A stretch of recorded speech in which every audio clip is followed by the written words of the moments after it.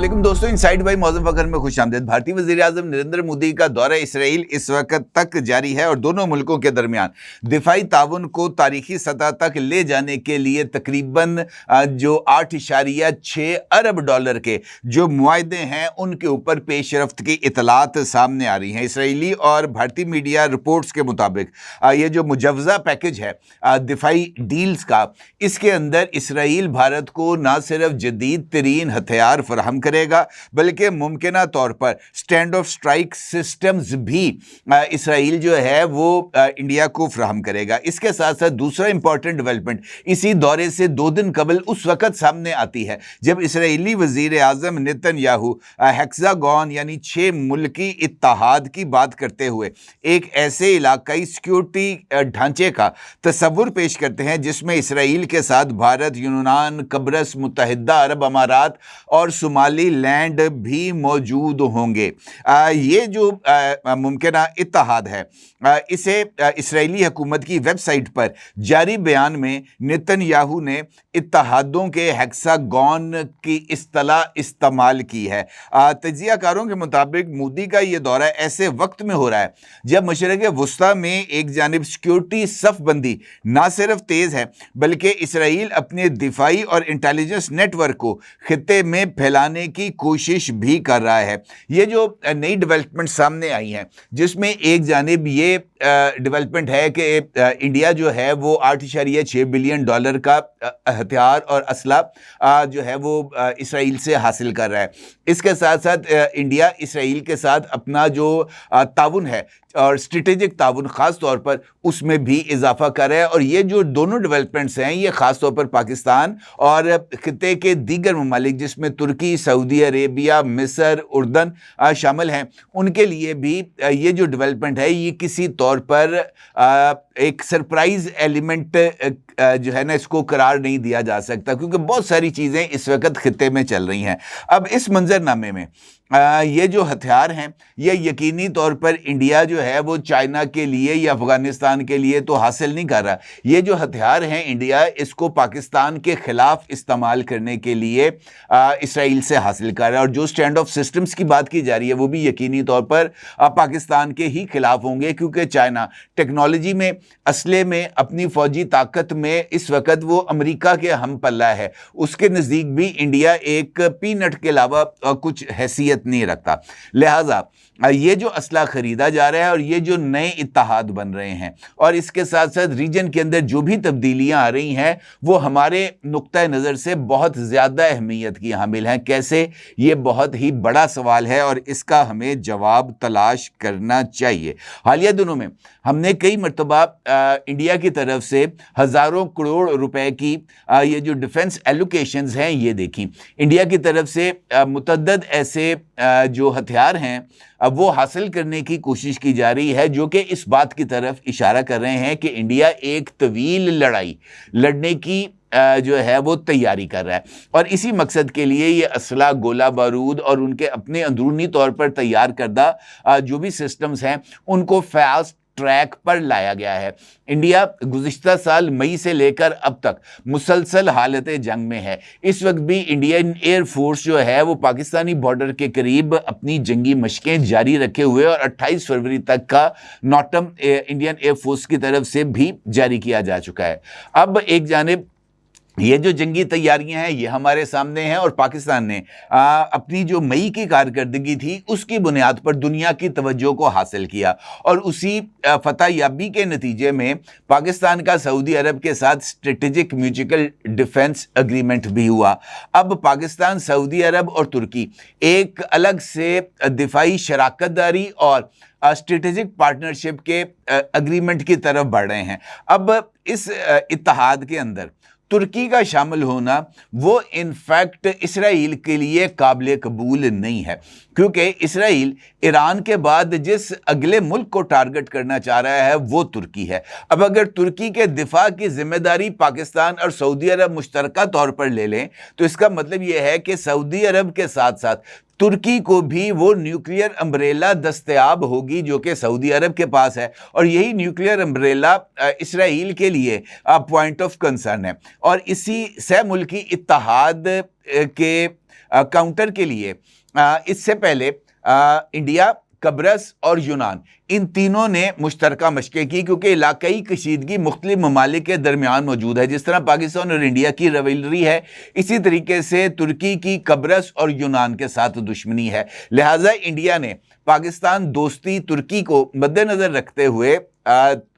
یونان اور قبرص دونوں کے ساتھ اپنے روابط کو مضبوط کیا۔ اب چونکہ اس ریجن کے اندر جو میجر سٹیک ہولڈر ہے، خاص طور پر اپنے مفادات کے اعتبار سے، جسے اس دنیا کے جو سب سے بڑے بدماش ہے امریکہ، اس کی آشیرواد حاصل ہے، یا جس کو اس کا بغل بچہ کہا جا سکتا ہے، وہ اسرائیل ہے۔ اب اسرائیل ایک جانب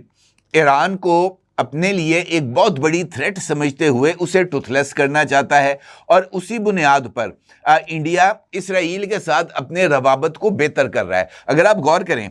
تو نریندر مودی کا یہ جو وزٹ ہے اسرائیل کا، جس میں $8.6 بلین کی ڈیفنس جو ہے وہ ڈیل ہوئی ہے،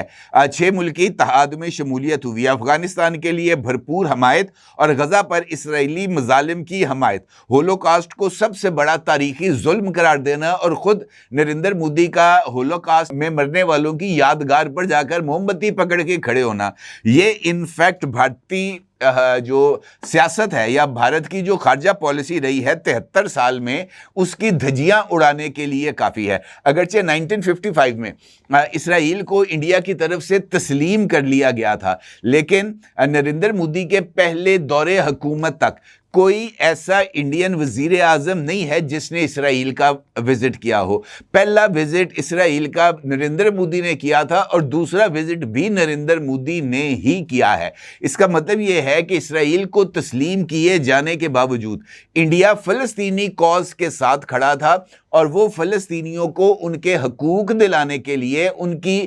جو سلطنت ہے ان کو واپس لوٹانے کے لیے تگ و دو کر رہا تھا۔ نریندر مودی چونکہ اپنی مسلم دشمنی کی بنیاد پر بہت زیادہ معروف ہے، اس کو بچر آف گجرات کہا جاتا ہے، جس نے گجرات میں سینکڑوں نہیں ہزاروں مسلمانوں کو قتل عام کیا۔ اب بھی انڈیا کے اندر یہ جو قتل عام ہے یہ جاری ہے۔ دوسری جانب نتن یاہو کو بھی مسلمانوں اور خاص طور پر فلسطینیوں کا قاتل تصور کیا جاتا ہے۔ تو یہ جو دونوں قاتل ہیں، مسلمان مخالف قاتل، ان کا جو اشتراک ہے یہ یقینی طور پر کوئی خیر کی خبر نہیں لاتا۔ اب ایک لمحے کے لیے میں ایک ممکنہ سینیریو آپ کے سامنے رکھتا ہوں کہ یہ جو $8.6 بلین کا اسلحہ صرف اسرائیل سے خریدا جا رہا ہے، اور دنیا کے مختلف ممالک جس طرح فرانس ہے، وہاں سے 114 رافال طیارے خریدے جا رہے ہیں، امریکہ سے اپیچی ہیلی کاپٹرز کے ساتھ ساتھ الیکٹرانک وارفیئر کے سسٹمز کو خریدنے کی کوشش کی جا رہی ہے، جو یورپ ہے اسے یورو فائٹر ٹائفونز کی بات چیت چل رہی ہے۔ تو یہ مختلف جو چیزیں ہیں وہ انڈیا کر رہا ہے، اور اسرائیل سے یہ جو پریسیشن گائیڈر بم سپائس 1000 ہیں، یہ انفیکٹ عام بمز کو ایک اگلی ڈگری پر لے کے جانے کے لیے کافی ہیں، ان کی رینج اور ان کی پرسیشن کو بہتر بنانے کے لیے کافی ہیں۔ اس کے ساتھ ساتھ ریمپیج میزائل، وہ ہوا سے زمین پر مار کرنے کے لیے استعمال کیے جاتے ہیں، year launch ballistic missile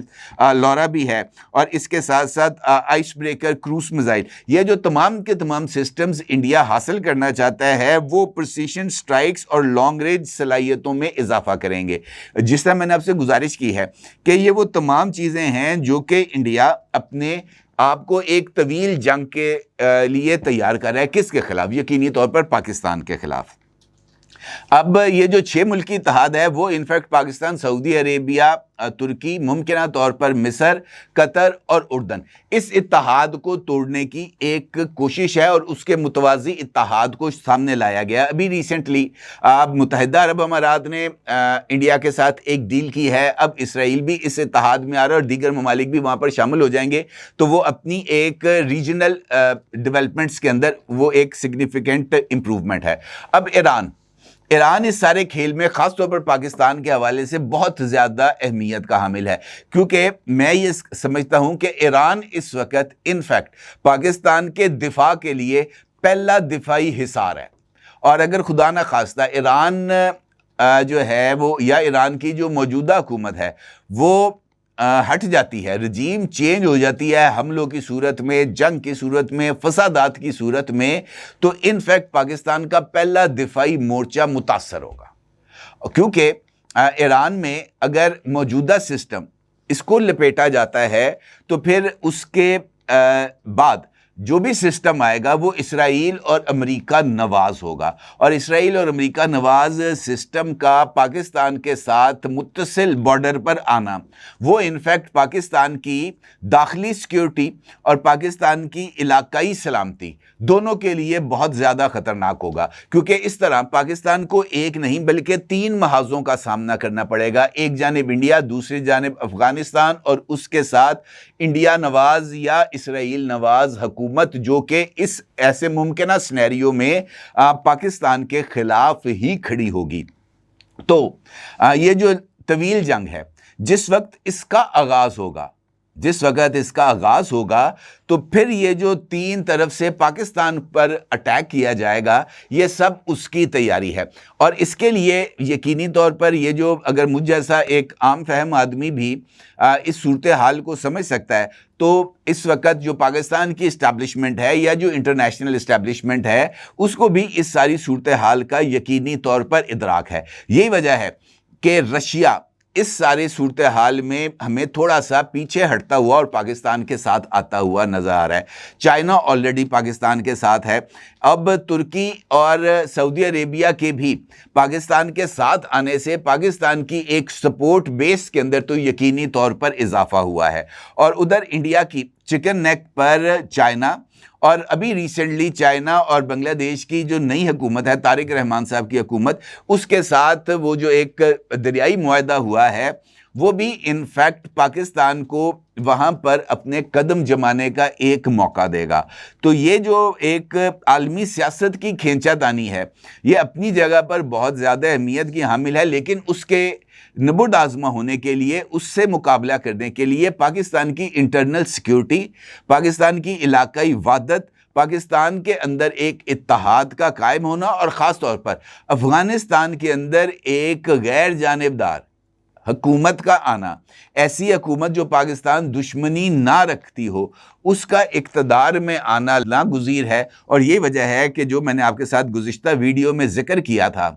regime change کا افغانستان میں, مجھے لگ ایسے رہا ہے کہ اگلے مرحلے میں اسی طرح کی کچھ ڈیولپمنٹس ہوں گی. اور یہ بات بھی میں آپ کو بتا دوں کہ پاکستان, چائنا یا رشیا یہ ایران کو اتنی آسانی سے گرنے نہیں دیں گے, کیونکہ ایران کا گرنا یا ایران کی موجودہ حکومت کا گرنا کس حد تک اس پورے ریجن کے لیے نقصان دہ ہو سکتا ہے اس کا علم سب کو ہے. لہٰذا ایران,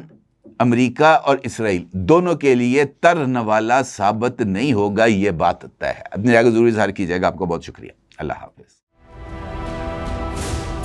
999 کمیونیکیشن ڈیجیٹل میڈیا اور یوٹیوب چینلز کی دنیا میں بڑی کامیابیاں سمیٹنے کے بعد اب ویب نیوز, ویب چینل اور یوٹیوب نیوز چینل کی طرف قدم بڑھا رہا ہے, جس کے لیے ہمیں ملک بھر میں رپورٹرز کی ضرورت ہے. خواہش مند حضرات و خواتین نیچے دیے گئے نمبر پر رابطہ کریں. What's app +92 309 1226 999.